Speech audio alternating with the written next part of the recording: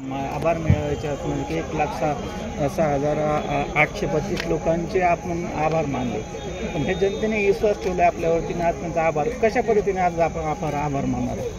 असं आहे, गेल्या 20 तारखेला जे काय मतदान झालं ते 20 तारखेला निकाल लागला आणि गेले महिनाभर मी तालुक्याच्या कानाकोपऱ्यात फिरत असताना मला सगळ्या गोष्टी ज्ञात झाल्या की घराघरातला माणूस हा माझ्यासाठी खूप जीव तोडून काम करत होता, प्रचार करत होता. मतदार कुठंच कमी पडला नाही हे माझ्यासारख्या कार्यकर्त्याला पूर्ण माहीत झाल्यामुळं आपण 100% निवडून आलो होतो आणि आलेलो आहे.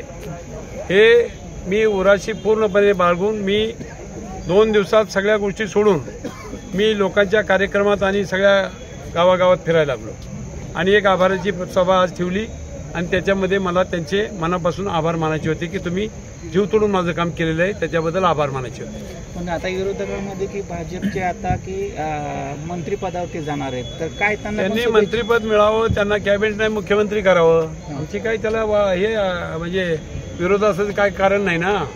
त्यांना मुख्यमंत्री केलं तरी आम्ही त्यांचं स्वागत करू, तो काही विषय नाहीये. राज्यभर ईव्हीएमचा जो विषय गाजतोय की ईव्हीएममुळे महाविकास आघाडीला कमी बदल मीडियाच्या मार्फतच ईव्हीएमचं सगळं मी ऐकतोय, मी सगळ्या म्हणजे बातम्या ऐकतोय, सगळ्या मोठ्या मोठ्या नेत्यांचे सगळी मनोगत ऐकतोय आणि प्रत्येकाने ईव्हीएम बद्दल अगदी नाराजी व्यक्त केलेली आहे. 101% ईव्हीएमचा घोटाळा आहे. मी काय म्हणतोय, जर समजा ईव्हीएम बद्दल एवढा विरोध असेल तर लोक म्हणतात बॅलेट पेपरवर घ्या, तर बॅलेट पेपरवर यांना घाबरायचं काय कारण आहे?